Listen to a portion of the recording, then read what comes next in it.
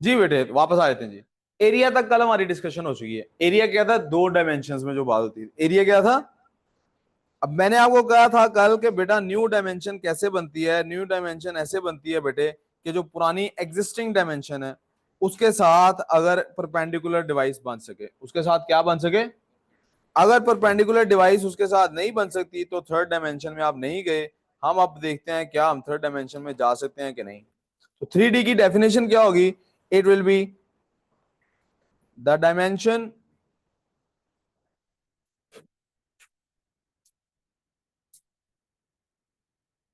perpendicular to both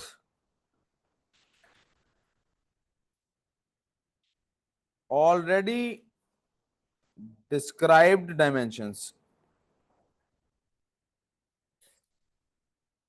ये याद करने की जरूरत नहीं है, हमसे हमारे फिजिक्स में डायमेंशन का वो नहीं पूछता।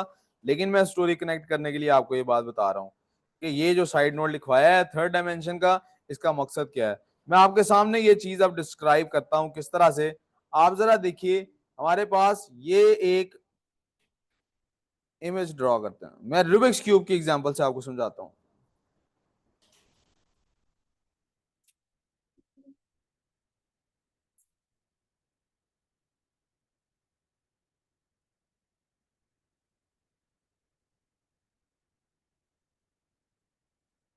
Is it big enough? जरा प्लीज तवज्जो से देखिएगा। क्या ये जो ऊपर व्हाइट वाला पोर्शन है, जो व्हाइट साइड है, जो व्हाइट फेस है, इसका जो टॉप पे फेस है, क्या उसका 90 डिग्री का एंगल बनता है यहाँ पे या नहीं? बन रहा है जी। यस। इस ऊपर वाले फेस का नीचे वाले फेस के साथ दोबारा बना के देखता हूँ जी। 90 डिग्री का एंगल है। क्या इस ऊपर वाले फेस का यहां पर जो 90 डिग्री का एंगल है, क्या इस फेस का इसके साथ 90 डिग्री का एंगल है? क्या ये जो रेड वाला फेस है इसका इनके साथ 90 डिग्री का एंगल है? क्या इन सारे फेसेस का आपस में एक दूसरे के साथ 90 डिग्री है या नहीं है? है। रेड की आउटलाइंस को चेक कर लें आपस में, ब्लू की आउटलाइंस को आपस में चेक कर लें, व्हाइट की आउटलाइंस को आपस में चेक कर लें। रीम का पता नहीं ध्यान मेरी तरफ है या नहीं, आई होप है। मैं आपके सामने रख देता हूँ, इस ग्रीन लाइन का इसके साथ 90 डिग्री का एंगल होना चाहिए। इसको थोड़ा सा स्ट्रेट कर देता हूँ। इनका आपस में 90 डिग्री का एंगल होना चाहिए। अब मैं थोड़ा सा थिकर लाइन ब्लू कलर की बना रहा हूं। इस ब्लू लाइन का इसके साथ 90 डिग्री का एंगल होना चाहिए। अब मैं जरा और थिकर लाइन जरा रेड कलर से बना रहा हूं। इस रेड लाइन का इसके साथ 90 डिग्री का एंगल होना चाहिए। अगर ये सारी लाइंस का आपस में 90 डिग्री का एंगल है तो एक थर्ड डायमेंशन बन चुकी है हमारे पास। पहली दो डायमेंशन ऐसे ही बनी थी ना, कि एक लाइन थी, वो हमारे पास यहाँ पे ये मौजूद है ऊपर टू डायमेंशन की स्पेस। यहाँ पर एक लाइन मौजूद थी, उस लाइन के साथ 90 डिग्री एंगल पे हमने दूसरी लाइन ड्रॉ की। तो हमने कहा ये दोनों डिफरेंट डायमेंशन हैं। ये देखिए प्लीज हमारे पास। यार इसको मैं हटा लूं। प्लीज ये देखिए, ये जो रेड लाइन है, प्लीज इस रेड लाइन पे फोकस कीजिएगा। मेरे पास बल्कि एक ऑप्शन ये है, ये जो रेड लाइन है इस रेड लाइन पे फोकस करें। ये एक डायमेंशन थी, इसके साथ देखिए ये 90 डिग्री के एंगल पे दूसरी डायमेंशन आ गई। तो जो ये स्पेस बनी, हमने इस स्पेस को क्या कहा कि this space is now 2D space. कौन सी स्पेस है? पहले जब सिर्फ एक साइड की लाइन थी, लेट्स से बस ये वाली थी, अगर मेरी जिंदगी में बस ये एक एग्जिस्ट करती है तो ये कौन सी स्पेस है? ये 1D स्पेस है। कौन सी स्पेस है? अगर मेरी जिंदगी में ये दो चीजें एग्जिस्ट करती हैं, एक ये और एक ये, तो ये कितनी, ये 2D स्पेस बन गई। लेकिन इसके लिए जरूरी क्या है? अब कोई बच्चा कहे सर ये वाली लाइन और ये वाली लाइन क्यों नहीं ली जा सकती? ओहो, इन दोनों को देख लेते हैं। ये दो लाइनें क्यों नहीं ली जा सकती? वजह, क्योंकि ये सेम डायमेंशन में। डायमेंशन चेंज होने के लिए उसका 90 डिग्री पे होना बहुत जरूरी है। डायमेंशन चेंज होने के लिए उसका 90 डिग्री पे होना बहुत। अब ये सवाल पूछें कि सर ये क्यों जरूरी है, अब ये सवाल पूछिए कि ये क्यों, तो मैं कहूंगा पुत्र असल में ना फिजिक्स की क्लास है, फलसफे की क्लास के लिए एक्स्ट्रा टाइम लेना पड़ेगा। मैं एक्सप्लेन करूंगा किसी दिन आपके सामने कि खुदा कैसे मौजूद है और कैसे मौजूद नहीं है, कैसे हर जगह है भी और हर जगह नहीं भी है। तो ये वहां की बहस है, इस डायमेंशन की बहस को फिर किसी दिन डिस्कस करेंगे। कितना अच्छा लगता है ना प्रोजेक्टर की चेहरे पे लाइट पड़ती है, तो it feels like I am in the spotlight. Hello. देखो आप चुप करके पढ़ते हैं, जब मुझे कितना प्यारा लगा, मुझे इतना प्यार आता है आप लोगों पे, ओए मिला कुछ ऐसे ही चुप करके पढ़ा करें, मुझे प्यार आता है। इसको कर लो। आया भी आई टी पिंक कलर की शर्ट पहन के। Tea pink is my favourite colour, but only if a woman is wearing it.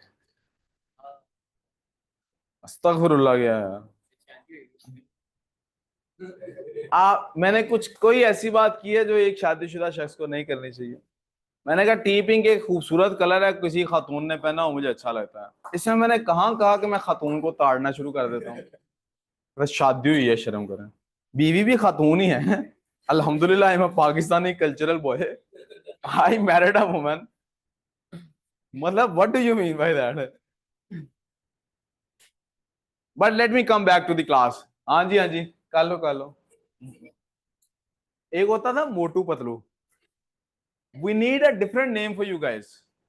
बड़ी दुनिया छोटी दुनिया इज लॉन्ग, वरना I would have chosen that. We need something else for you guys.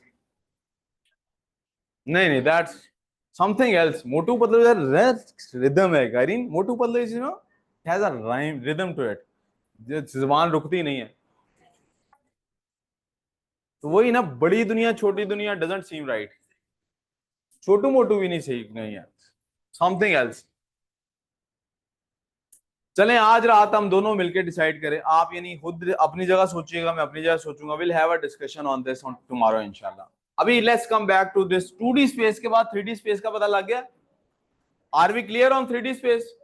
ये 2D space थी again, जब दो lines, बेटा इधर बताइए। कोई बात नहीं, आप जितना मुझे तंग कर रही हो उससे ज्यादा नहीं इसने तंग किया आपको। बेटा 2D स्पेस थी व्हेन जो दो डायमेंशन आपस में परपेंडिकुलर हुई। जब एक तीसरी लाइन आपस में आगे परपेंडिकुलर हो गई तो this became a 3D space. ये कौन सी स्पेस बन गई? आम तौर पे जिंदगी में आसानी पैदा करने के लिए हम करते क्या हैं, इनमें से एक डायमेंशन को, पहली डायमेंशन को एक्स एक्सिस कह देते हैं, दूसरी को वाई एक्सिस कह देते हैं, तीसरी को जेड एक्सिस कह देते हैं। लेकिन ये अभी हमारी जिंदगी से बहुत दूर की बात है, अभी हमें इसे डिस्कस करने की जरूरत। ठीक है भाई, वी क्लियर सो फार? अच्छा जी, सो मूविंग फॉरवर्ड। अब ये जो थर्ड, देखें लेंथ के साथ लेंथ कंबाइन कर रही है ना, लेंथ के साथ फिर से क्या कंबाइन कर रहा है? तो पहले एक लेंथ कंबाइन की थी, फिर लेंथ कंबाइन हुई, फिर लेंथ कंबाइन हुई। तो जब लेंथ से लेंथ कंबाइन कर रही है तो एक न्यू क्वांटिटी बनेगी ना। लेंथ के साथ एक लेंथ कंबाइन की, फिर एक तीसरी डायमेंशन की लेंथ कंबाइन की। सो इस न्यू क्वांटिटी का कोई नाम रखेंगे ना। We have called this derived quantity as volume. हमने इस क्वांटिटी का क्या नाम रखा है बेटे? प्लीज देखें, वापस आपकी तवज्जो मेरे से हट गई है, फिर मुझे गुस्सा आएगा। इसका नाम क्या रखा है? वॉल्यूम क्या है? पहले जरा वॉल्यूम की प्रॉपर्टीज लिख लेते हैं। पहली प्रॉपर्टी लिख लें, कोई भी चीज बेटे जब भी पहचानी जाती है अपनी प्रॉपर्टी से पहचानी जाती है। कैसे पहचानी जाती है? It is a derived quantity. जी बेटे, कोई भी चीज अपनी खसूसियात से पहचानी जाती है ना। किसी को भी डिफाइन करने के लिए पहले उसकी प्रॉपर्टी देखो। मेरी तरफ ध्यान फिर नहीं आओगे, उठो यहां से। नहीं करनी, नहीं मैंने कहा ही नहीं। आगे आ जाओ अगली सीट पे। यू कम फॉरवर्ड, आपकी क्लास। आप इधर आ जाओ बदिया के साथ, वहां आयरीन के साथ आ जाओ, मानूर के साथ आ जाओ। क्या दिन आ गया, मैं वो कह रहा हूँ मानूर के साथ बैठो, चुप बैठोगे। अच्छा अच्छा, जल्दी जल्दी करो, जल्दी जो भी करना है जल्दी करो, जो भी करना है। आप प्लीज प्लीज, आई इधर आ जाओ, उठ के यहाँ आ जाओ। सारी दुनिया को छोड़ो, इधर आओ। जल्दी जल्दी, भाग के एक कदम पे आपके, जल्दी जल्दी। अच्छा, चलो। डिराइव्ड क्वांटिटी है, ये क्या है? डिराइव्ड क्वांटिटी है। जब डिराइव्ड क्वांटिटी है तो क्या ये सेल्फ एक्सप्लेनेटरी है? नो। तो क्या हुआ? Described using other quantities. इसको अदर क्वांटिटीज को यूज करके डिस्क्राइब किया जाता। यहां तो कोई problem? Described using other quantities. Using नहीं समझ आ रहा?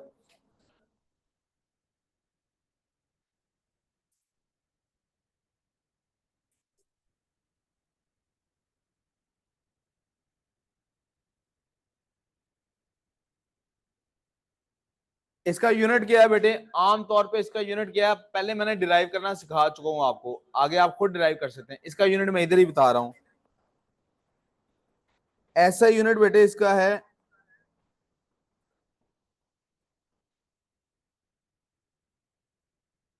Metre cube. आमतौर पे और किस यूनिट में ये आपको मिलेगा, सेंटीमीटर क्यूब में भी मिल सकता है आपको, और और किस में मिल सकता है, किसी किलोमीटर क्यूब में मिल सकता है, सेंटीमीटर क्यूब भी इसका एक यूनिट है, millimetre cube.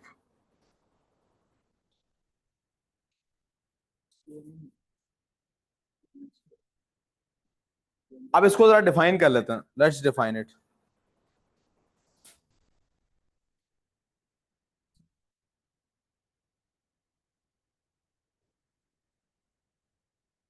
It is the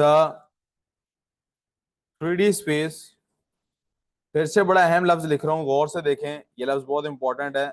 enclosed by lines, कौन सी lines, mutually perpendicular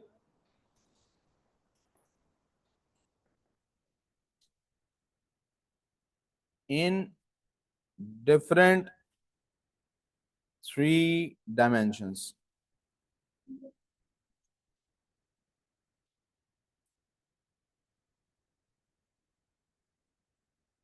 I give you a minute to absorb the things so far. ये भी स्पेस इनक्लोज्ड है, लेकिन ये 3 लाइनों ने आपस में इनक्लोज की हुई है। जैसे मैंने रूबिक्स क्यूब की आपको एग्जांपल दे दी।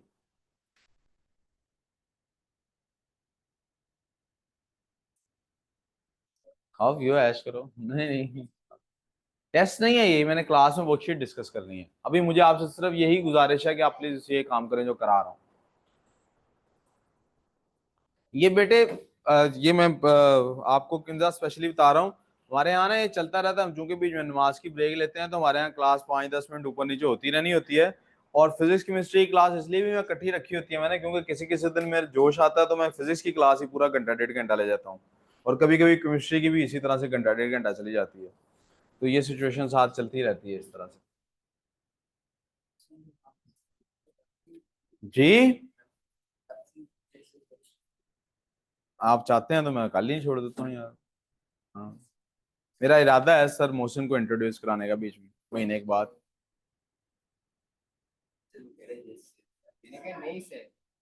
तो अगर वो यस सर भी कह रहा हो, मुझे इसमें अफसोस तो नहीं होगा, खुशी होगी। मेरा ख्याल है कि वो बहुत अच्छा पढ़ाता है, वरना मैं उनको लेके ही ना आता। मेरा तो यही ख्याल है।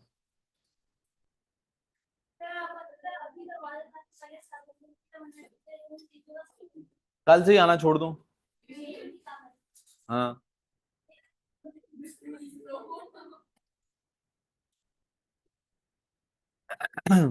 आगे चलते हैं जी।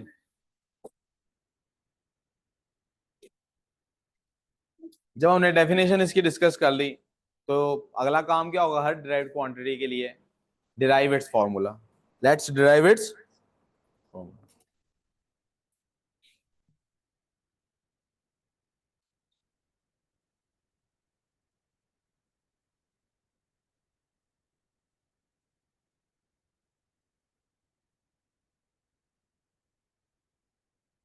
जब भी किसी का फॉर्मूला बनाना होता है तो स्टेप 1 क्या होता है,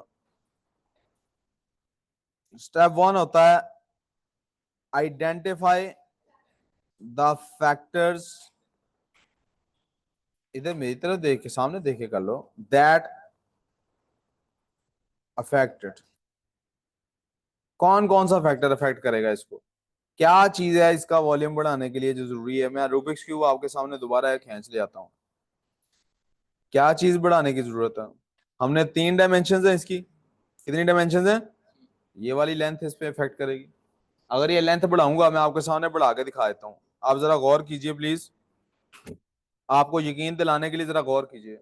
मैं इसकी कोई भी लेंथ बढ़ाता हूँ, इसका वॉल्यूम, इसकी स्पेस ऑक्यूपाइड बढ़ती कम होती है कि नहीं, कोई मसला।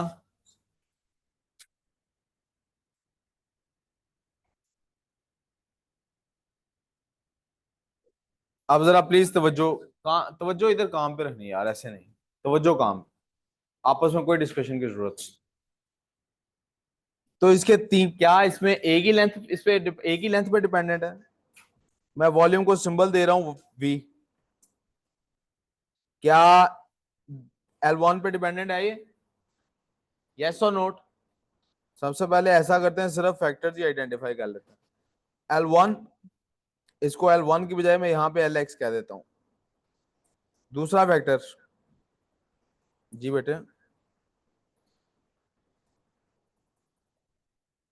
दूसरा फैक्टर Ly, तीसरा फैक्टर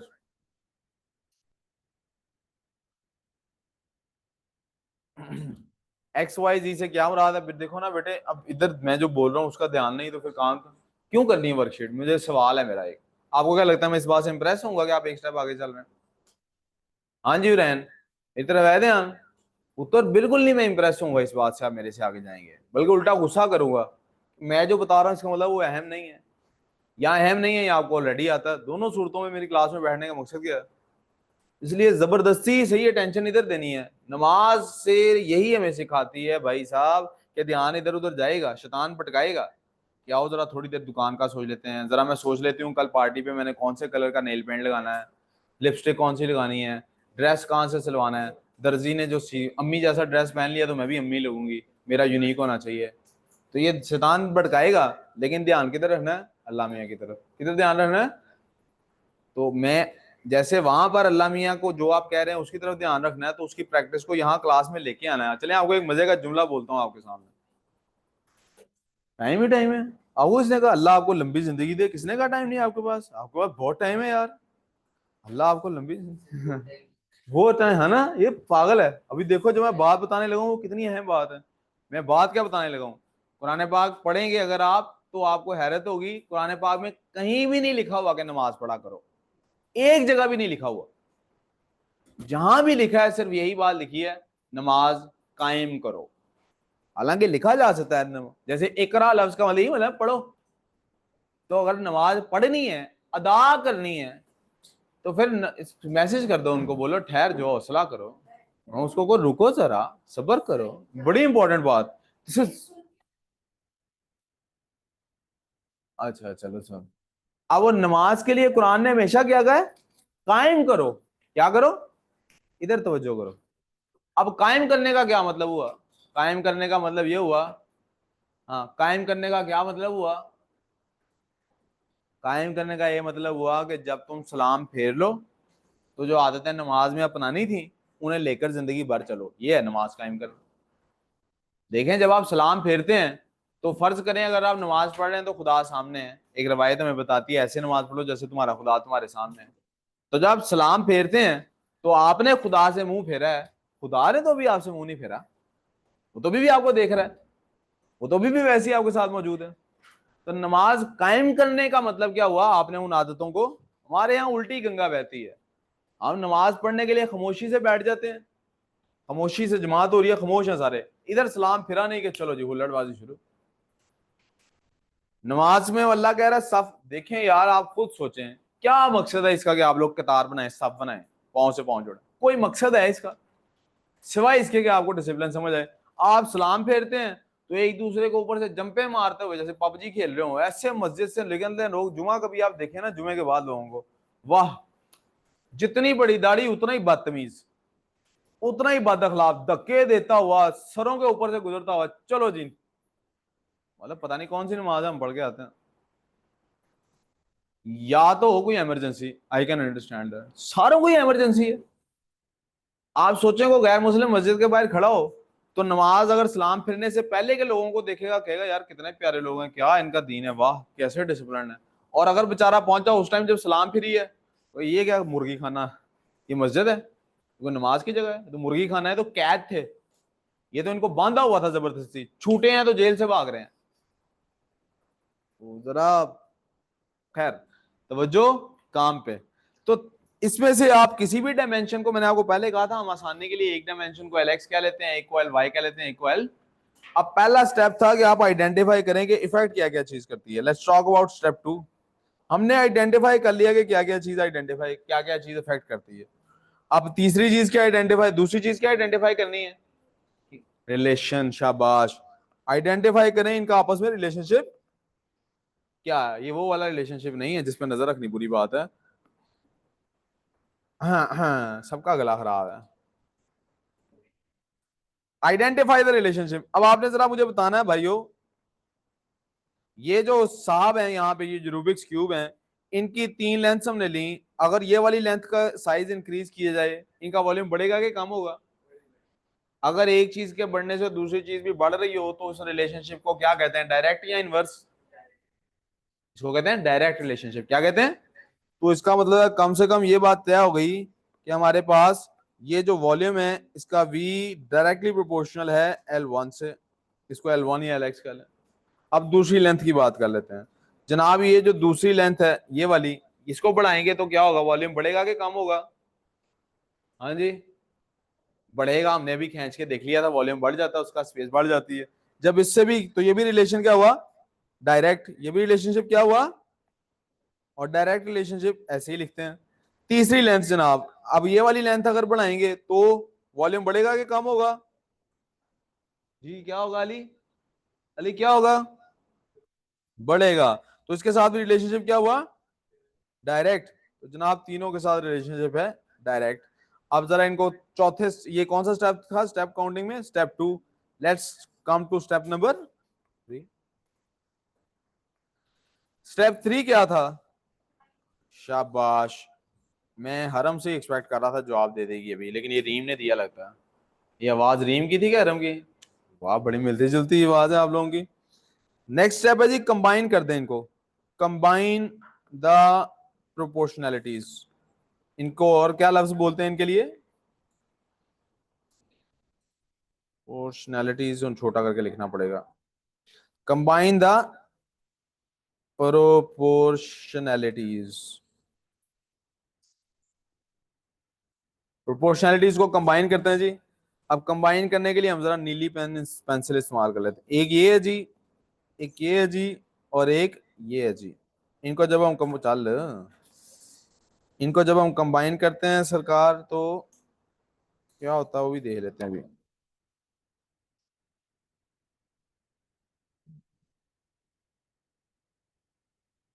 जब इन तीनों को हमने कंबाइन किया तो हमारे पास क्या सिचुएशन बन गई, the situation is v is directly proportional to lx multiply by ly। यार ये lx जरा तेजी से कहें, ऐसे लगता है lx बट्टी का जिक्र हो रहा है। आप फिर मेरी तरफ नहीं थी मुतिया देख रही, फिर हमना से बातें कर रही थी। ly और lz, यहां तक को मसला। अब अगर तीनों लेंथ हो सेम, अगर तीनों लेंथ हो अली, अगर तीनों लेंथ सेम हो, तीनों का सेम नाम रखा जा सकता है।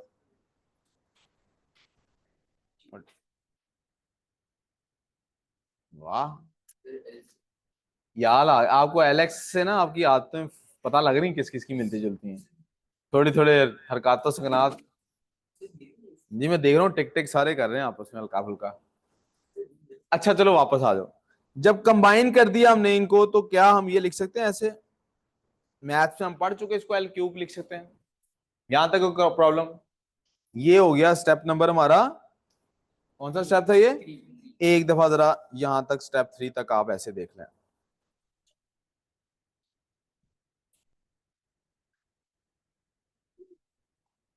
नहीं नजर आ रहा, क्या नहीं नजर आ रहा, उसको जूम कर लेते हैं। बताओ कहां से, कौन सा पार्ट दिखाऊं।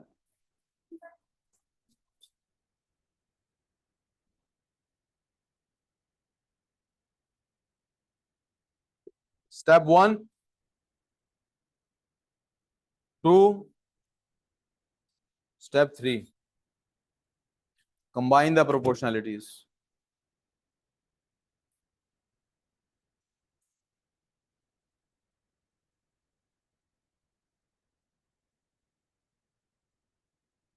एलेक्स ही याद आ रहा है, एलेक्स हैं।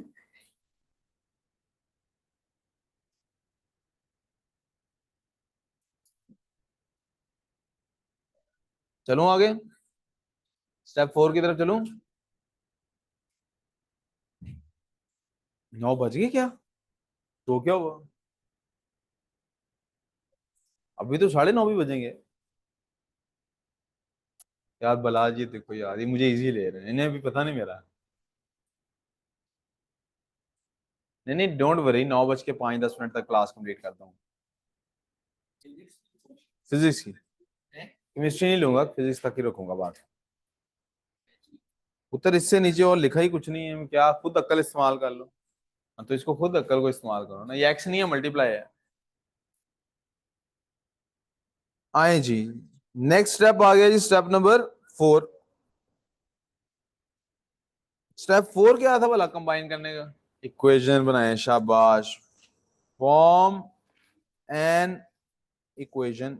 याद रखने के लिए इसके लिए आप लफ्ज इक्वालिटी भी लिख लें तो कोई बात नहीं। तो मैंने क्या कहा था जनाब, जब भी आपने इसको कन्वर्ट करना है इक्वेशन के कॉन्सेप्ट में, तो क्या इंट्रोड्यूस कराना पड़ेगा? के। क्या इंट्रोड्यूस कराना पड़ेगा? अब जरा प्लीज बताइएगा, क्या मटेरियल डिपेंडेंट है ये बात कि नहीं? वो रूबिक्स क्यूब की जगह आपका कार्डबोर्ड का बॉक्स होता, किसी और चीज का होता, मटेरियल से कोई फर्क पड़ता है? चूंकि ये मटेरियल से इससे कोई ताल्लुक नहीं है, तो इसकी वैल्यू क्या होगी? 1। इसकी वैल्यू क्या होगी? वो मसला, जब इसकी वैल्यू 1 है, तो फाइनली हमारे पास फॉर्मूला क्या बना? Volume will be equal to L cube. If there is any confusion please do ask.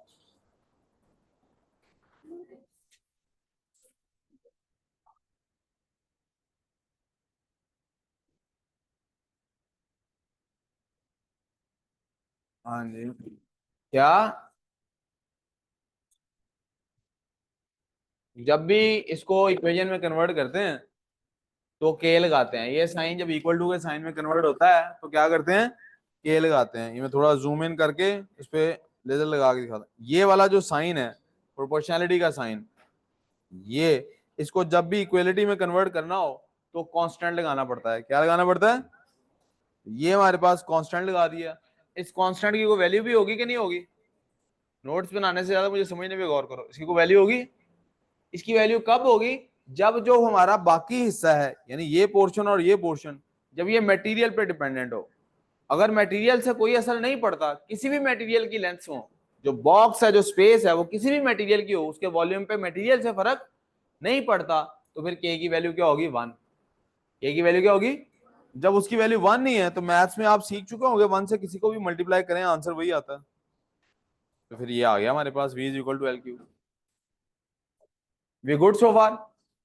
आगे चलूं? अब जब ये है तो इसका यूनिट भी कुछ होगा। यूनिट कैसे क्या होगा?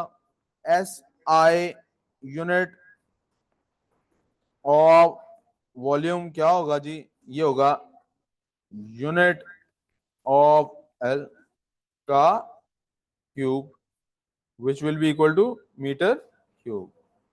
एल जी, वो मसला है तो बताएं जी। यूनिट भी डिस्क्राइब हो गया। अब जरा एरिया और वॉल्यूम को कंपेयर कर लिया जाए। क्या कर लिया जाए? बेटा वॉल्यूम स्पेस होती है, आपके सामने भी मैंने बताया कि 3D स्पेस को वॉल्यूम कहते हैं। कोई भी कोई भी बाउंड्रीज आपस में जिस स्पेस को ऑक्यूपाई करते हैं उसको वॉल्यूम कहते हैं। मैंने कहीं लफ्ज वेट बोला ही नहीं। बोला मैंने कहीं वेट? मैंने कहा मैंने वेट, वेट मैंने नहीं कहीं बोला। पेट और वेट में आपको फर्क नहीं महसूस हुआ? और वॉल्यूम का पेट से क्या ताल्लुक होगा? मुतर मैं आपको कह रहा हूं, मैंने कहीं वेट का लफ्ज अभी तक इंट्रोड्यूस कराया ही नहीं फिजिक्स में, मैंने तस्करा ही नहीं किया लफ्ज वेट का। सुना आपने मेरे से वेट का लफ्ज? नहीं सुना। आगे चलूं? हमारे यहाँ अभी वेट एग्जिस्ट, अभी हम लेंथ वाले चैप्टर में, अभी समझे हम लेंथ के घर में हैं, अभी हमारे यहाँ वेट का कोई ताल्लुक। अब हम देखते हैं जरा, क्या आपको सिमिलैरिटी महसूस हुई है कोई एरिया और वॉल्यूम के अंदर? नहीं महसूस हुई?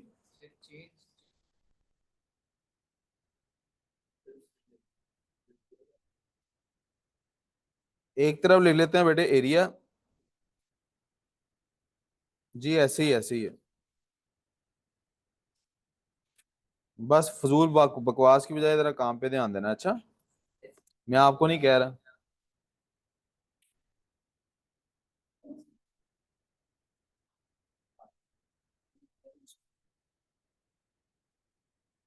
जरा गौर करेंगे आप लोग, एरिया इज इक्वल टू होता है एल मल्टीप्लाई बाय एल, और वॉल्यूम होता है L multiply by L multiply by L. यहां तो कोई प्रॉब्लम किसी को?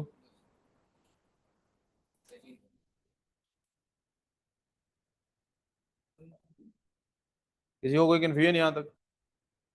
अब जरा देखिएगा कि यहां से यहां तक का जो पार्ट है,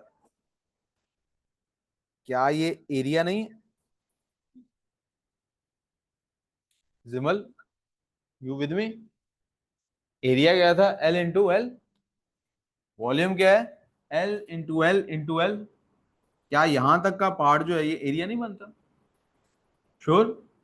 हसान, यहाँ तक मसला? क्योंकि Abdul Rafay, Ahmad, everyone clear so far? Hurain और हमना, अब जरा गौर करना बेटे, अगर ये ऐसे है जैसे अभी कहा गया है, तो क्या हम ये कर सकते हैं कि v को equal to area multiply by L लिखा जा सके? तो पुत्र वॉल्यूम और एरिया का ये रिलेशनशिप भी आपको याद रखना है। मल्टीप्लाई बेटे, आपको एरिया और वॉल्यूम का ये रिलेशनशिप भी हमेशा याद रखना।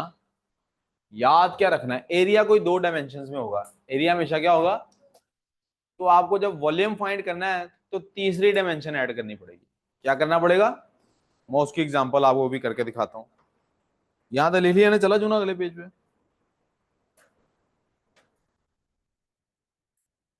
मिसाल के तौर पे आप देखिए, मेरे पास ये एक स्पेस है, दिस,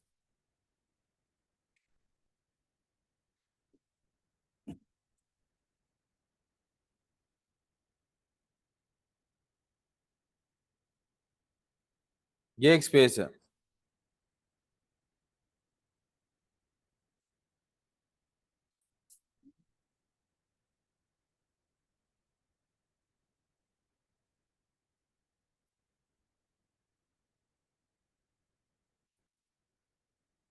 अब मेरे पास जरा देखिएगा, अगर मेरे पास गिवन स्पेस में, यार इधर नहीं तवज्जो बेटी, आदि इधर नहीं तवज्जो आपकी, जरा आप देखो ध्यान से।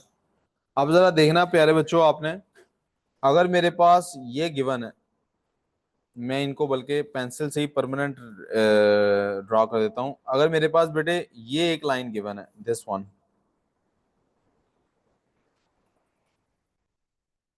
और मेरे पास बेटे ये एक गिवन है लाइन, दोनों लाइंस पता लगी कौन सी कह रहा हूँ? रीम, यू विद मी? पता लग गया कौन सी लाइंस कह रहा हूँ? अच्छा, मेरे पास ये भी लाइन गिवन है, मेरे पास ये भी लाइन गिवन है। मैं इन सब के नाम भी रख देता हूँ। Let's call this one A, let's call this one B, let's call this one C, and this one. अगर मुझे एरिया फाइंड करना है बेटे, कौन सी साइड का, उस साइड का नाम रखने लगा हूँ ये इसका मुझे एरिया फाइंड करना है। पता लग गया कौन सी किस जगह का मैं कह रहा हूँ एरिया फाइंड करना? Surface area. एरिया समझ गए? कौन कौन सी लाइन को मल्टीप्लाई करूं? किसको किसको मल्टीप्लाई करूंगा? ए और, आपने कहा सर एरिया फाइंड करना है ना, तो ए मल्टीप्लाई बाय बी करें। यहां तक प्रॉब्लम? अब मुझे बताइएगा, मुझे फाइंड करना है वॉल्यूम। क्या फाइंड करना है? ये वॉल्यूम है जी, वॉल्यूम को जैसे भी वॉल्यूम फाइंड करना है। ए और बी मेरे पास है, ए और बी मेरे पास, ए कम और के ज्यादा लग रहा है, इसको वापस ए करते हैं।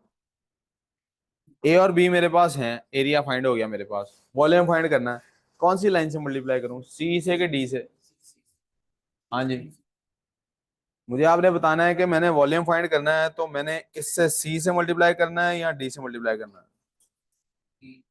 डी से क्यों नहीं करा रहे आयरीन? ये लोग कह रहे हैं कि सर ए और बी को मल्टीप्लाई करके ये एरिया फाइंड हो गया, मुझे वॉल्यूम फाइंड करना है। मेरे पास सी भी है डी भी है, ये कह रहे हैं सर आप सी से मल्टीप्लाई करें। मैं कह रहा हूँ डी से मल्टीप्लाई करते हैं वॉल्यूम फाइंड करने के लिए। आप किसके साथ एग्री करती हो, सी से या डी से? What would you multiply with this to find the volume? Sorry, I don't know what D is. I am just asking you a simple question. I have the area of this shape, this side, this right side face. इस पे A लिखा हुआ है. I want the volume of the whole box. अब volume निकालने के लिए I need a third length. A और B को मल्टीप्लाई कर लिया, ये लिखा हुआ है. I need a third length to multiply with them. Should that length be C or D? Which one should it be? किससे मल्टीप्लाई करूंगा वॉल्यूम बन जाएगा? बोलो. Think about it. Your guess might be wrong. You have only two options. Take a guess. Guess करो. कोई एक बोलो बेटे, सी और डी में से. ऊंची बोलना है. सी.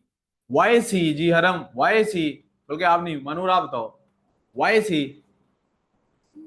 उसने चूज कर लिया. आप लोग भी पहले सी कह रहे थे, मैंने इसीलिए उसको कहा था कि सब सी कह रहे हैं, मैं डी कह रहा हूँ. आपने कुछ भी चूज नहीं किया, तो करो अब चूज. फिर चूज तो करना पड़ेगा, उसके बगैर नहीं जाने देना मैंने. दोनों से मल्टीप्लाई करूं यानी चार लेंस कंबाइन कर दूं. लहदा ही दुनिया निकल आई.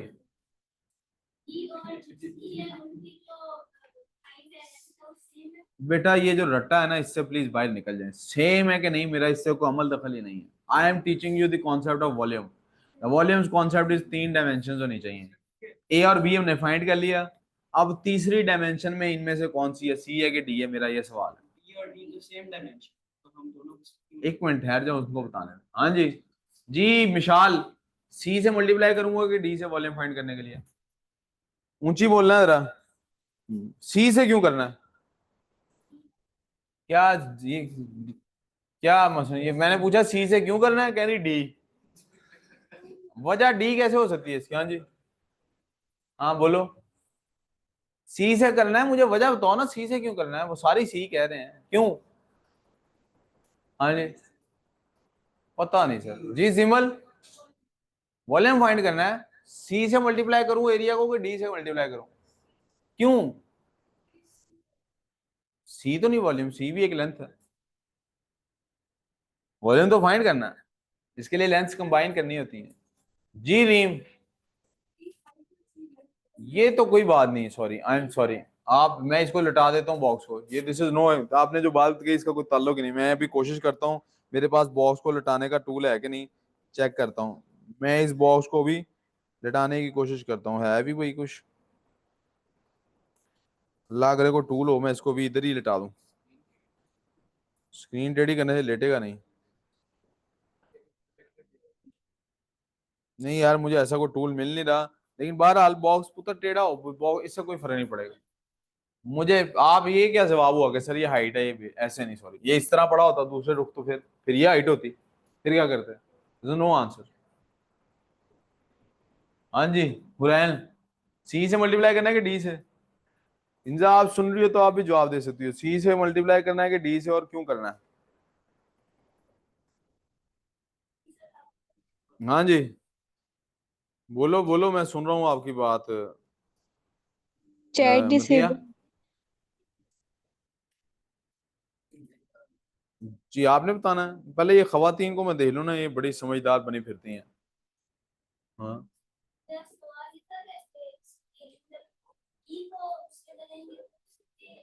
मेरा सवाल ये है कि ये एरिया है, इस एरिया को सी से मल्टीप्लाई करना है कि डी से, ताकि ये वॉल्यूम बन जाए. हम पहले डिसाइड कर चुके हैं ना, एरिया को लेंथ से मल्टीप्लाई करें वॉल्यूम बन जाता. तो मेरा सवाल ये है, एरिया को किस लेंथ से मल्टीप्लाई करें? मैं और लेंथ बना देता हूँ आपके सामने. ये जनाब, ये भी एक लेंथ है, इसका नाम रख देते हैं ई. ये भी एक लेंथ है, इसका नाम रख देते हैं एफ. ये भी एक लेंथ है, इसका नाम रख देते हैं जी. ये वो जो हर शोहर को अपनी बीवी को कहना पड़ता है. अब आपने बताना है एरिया को किससे मल्टीप्लाई करूं कि वो वॉल्यूम बन जाए. हाँ जी बलाज, योर टर्न. बलाज कह रहा है सर सी से मल्टीप्लाई करें. बलाज वजह? जी से भी कर सकते हैं और ई से भी कर सकते हैं. उमर कह रहा है. एक मिनट पहले बलाज की बात सुनते हैं. जब वो बी के सामने तो एक वो सेम हो जाए. क्योंकि पुत्र बी और डी सेम डायमेंशन में है, हमें थर्ड डायमेंशन चाहिए, हमें थर्ड। तो थर्ड डायमेंशन कौन सी होगी? जो इस एरिया से परपेंडिकुलर पे जा रही होगी। और अगर आप गौर करें तो आपको ये उमर सही कह रहा है, उमर कह रहा है सर जी ये जो लेंथ है यहाँ पे, ये देखें, ये सी भी थर्ड डायमेंशन है, ये ई भी थर्ड डायमेंशन है, ये जी भी किसके लिए थर्ड डायमेंशन है? ये इस एरिया के लिए थर्ड डायमेंशन है। ये जो एरिया है इसके लिए वो एक थर्ड डायमेंशन है। उसको मैं हाईलाइट करना था, मैं क्या कर रहा हूं। ये जो एरिया है इसके लिए ये थर्ड डायमेंशन है, ये एरिया है मेरे पास। तो इसके लिए जो थर्ड डायमेंशन है उससे मल्टीप्लाई करना है ताकि वॉल्यूम बन सके। आर वी क्लियर सो फार? अब आपकी इस समझ, आपके समझदारी के सबूत की वजह से, वाह क्या ब्रिलियंट आइंस्टाइंस बैठे हुए हैं। We will take another example.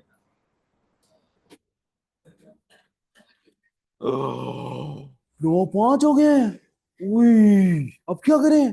10 minute और पढ़े? ओके।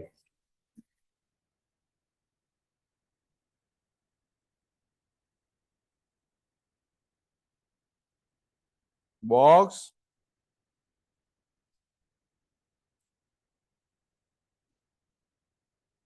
Ready box. जनाब लेंथ के नाम लिख रहे हैं हम।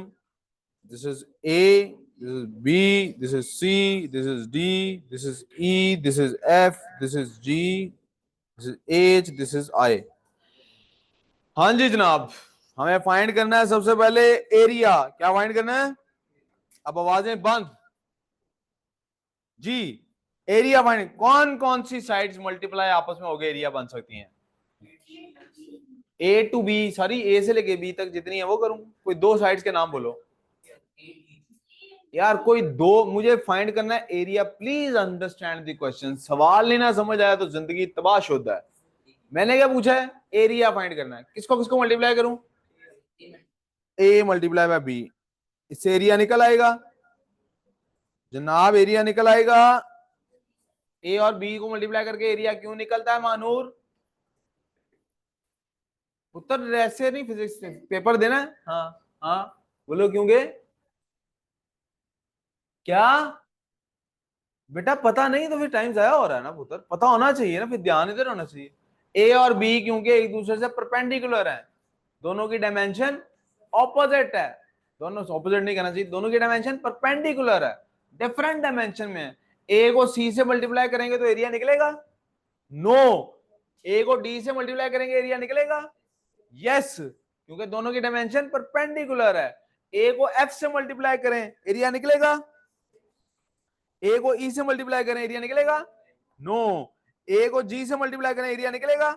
यस, क्योंकि डायमेंशन ऑपोजिट हैं। तो हमें ए और मल्टीप्लाई बाय बी की एक एग्जांपल मिल गई। ये बन गया हमारे पास एरिया। अब आपसे सवाल है जनाब कि अब इसके साथ क्या मल्टीप्लाई करें कि वो वॉल्यूम बन जाए, कि वो क्या बन जाए? V is equals to A multiply by green से बताएं जी व्हाट। अब एरिया जो है, एरिया को हाईलाइट करने लगा हूं। हमने ए और बी को चूंकि मल्टीप्लाई किया था तो ये एरिया निकला हमारे पास। अब आपने मुझे बताना है कि आपके पास क्या क्या ऑप्शन है, किस किस को मल्टीप्लाई किया जा सकता है वॉल्यूम बनाने के लिए। जी हम ना, अब बतिया से बातें से अगर फुर्सत मिल गई है तो मुझे बताइएगा ये एरिया जो हाईलाइट किया है इसको किससे मल्टीप्लाई करूं कि वो वॉल्यूम बन जाएगा? अगर इसको मैं मल्टीप्लाई करूंगा सी से, ये सी इसी एरिया के अंदर मौजूद है। तालियां बजाएं जरा इनकी इस समाकर पे। इतना भी कोई बेवकूफ नहीं होता। बात करें बेटा, मैंने तंज के लिए कहा था, आप शौक पूरा करना शुरू हो गए। वही एलेक्स भट्टी। अच्छा ये तंज था, बड़ा साउंड वाला तंज था। नलायक हंस रही हो आगे से। ये एरिया फाइंड कर नहीं लिया, ये चारों दोस्त में शामिल हो गई हैं। इनका वॉल्यूम से क्या ताल्लुक? आप हाँ जी विशाल, इस एरिया को वॉल्यूम में कन्वर्ट करने के लिए किसके साथ मल्टीप्लाई करूं? जी के साथ। विशाल कह रही है सर जी के साथ मल्टीप्लाई करेंगे तो हो जाएगा। क्या जी इन दोनों के साथ थर्ड डायमेंशन में है? यस। तो विशाल ठीक कह रही है। वन आंसर इज पॉसिबली, तालियां नहीं बजानी, वन आंसर इज पॉसिबली जी। जी अब आपसे अगला सवाल जी, प्लीज तवज्जो। जी वाला आंसर मेरे पास आ चुका है। I want another answer, I want another answer. Area is equal to जी के अलावा अब आपने बताना है। फिर से हम उसी शेप को वापस फोकस करते हैं। जी के अलावा इस एरिया को किससे मल्टीप्लाई किया जाए कि ये वॉल्यूम बन सकता है? सबका बारी बारी चेक करते हैं। इस एरिया को ए से मल्टीप्लाई करेंगे वॉल्यूम बनेगा? नो, क्योंकि ये उसी के अंदर है। बी से करेंगे बनेगा वॉल्यूम? सी से करेंगे बनेगा? डी से करेंगे बनेगा? जी से आपने कहा बन जाएगा क्योंकि ये, क्या ई से करने से बनेगा? नो, क्योंकि ये इसी की एक डायमेंशन में। क्या एफ से करने से बनेगा? यस, क्योंकि ये थर्ड डायमेंशन है, बाहर को निकल रही है। क्या ये जी से हो गया? एच से करने से बनेगा? नो, क्योंकि एच पैरेलल है इसके साथ, एच उसके साथ परपेंडिकुलर। आयरीन, आई से बनेगा आयरीन? यस, क्योंकि परपेंडिकुलर। शुक्र अल्हम्दुलिल्लाह, या अल्लाह तेरा लाख लाख शुक्र, इन्हें वॉल्यूम की समझ आ गई। आई होप किंजा आपको भी समझ आ गई है। We are moving forward with this. जी बेटे, दो एक मिनट और। क्या कह रहा है सर? आज बड़ा अच्छा पढ़ा रहे हैं आप, आज 10 बजे तक क्लास ले लें। नहीं उमर यार, इतना जुल्म नहीं करना, थोड़ा सा। नहीं उमर, उमर बाप का मूड नहीं ठीक। छोड़ो जी। अब आगे चलते हैं जी, जरा अगली बात की तरफ। यहाँ पे आपने कहा कि जी भी पॉसिबल है, और ऊपर लिख ही देता हूं, आप लोगों ने कहा था सर यहाँ पे और क्या पॉसिबल है? एफ, एफ लिख देते हैं जी यहाँ पे। प्यारे बच्चों, जब हमारे पास वॉल्यूम आ गया तो इनको मेजर करने के कोई टूल्स भी तो होने चाहिए। वॉल्यूम मेजर करने का कोई टूल भी तो होना चाहिए कि नहीं?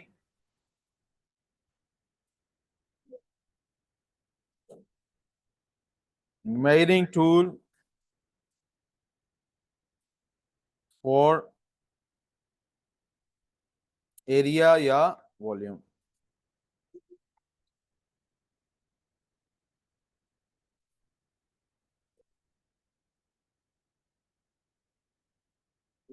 जनाब, जरा इस सारे को,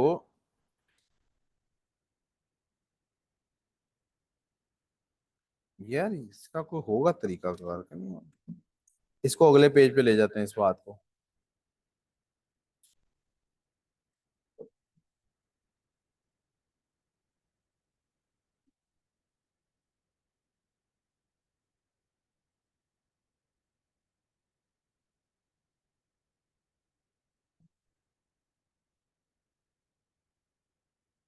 बेटा शेप्स होती हैं दो तरह की, एक होती हैं रेगुलर शेप्स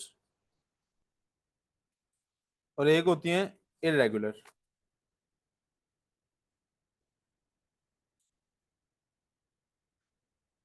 पता लग गया यहां तक? एक रेगुलर शेप्स हैं और एक इरेगुलर शेप्स हैं। रेगुलर शेप्स कौन सी होती हैं?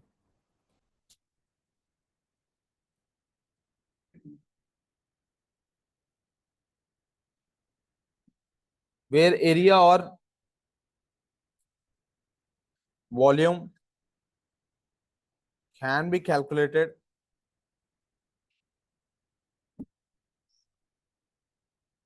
Using geometrical formula. फॉर्मूला की असल प्लूरल फॉर्मूले होती है, फॉर्मूलाज भी लिखा जा सकता है।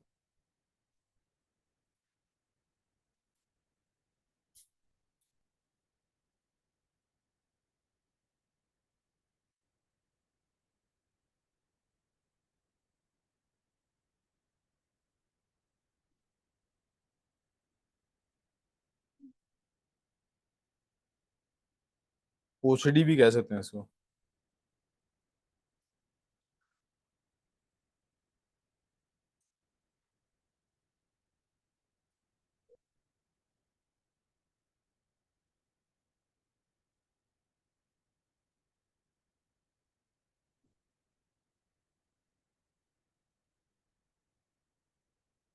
जिनमें हम बेटे फॉर्मूला यूज कर सकते हैं वो रेगुलर बॉडीज होती हैं, चाहे एरिया हो चाहे वॉल्यूम हो। जिनमें नहीं फॉर्मूला यूज करते वो रेगुलर बॉडीज नहीं कहलाती, उन्हें इरेगुलर बॉडीज भी कहते हैं।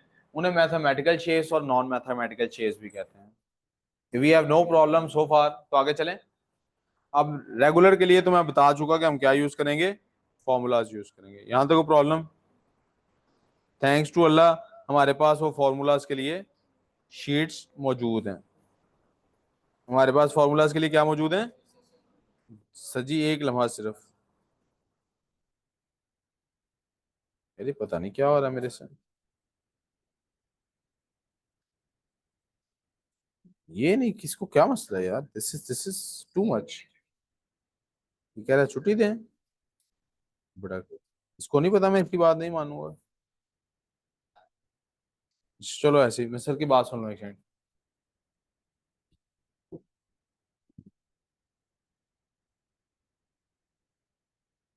जी सर जी। बस दो एक मिनट, बस आगे लेने हुए हैं पेरेंट्स हैं, एक आधा मिनट बस। उन्हें कह दे यार, बात बीच में ऐसी ही चली हुई है कि बस।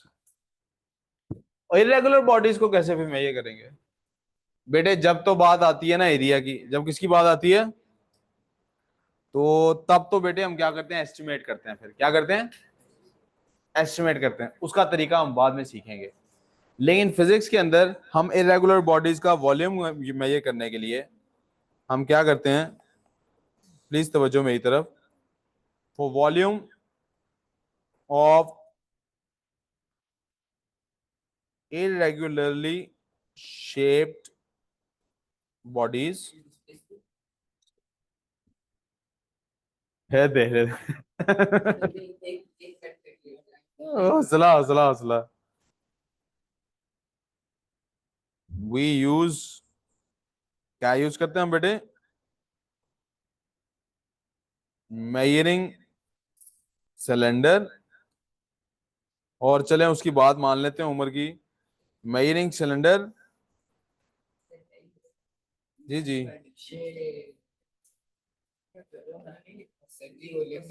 And the method is called,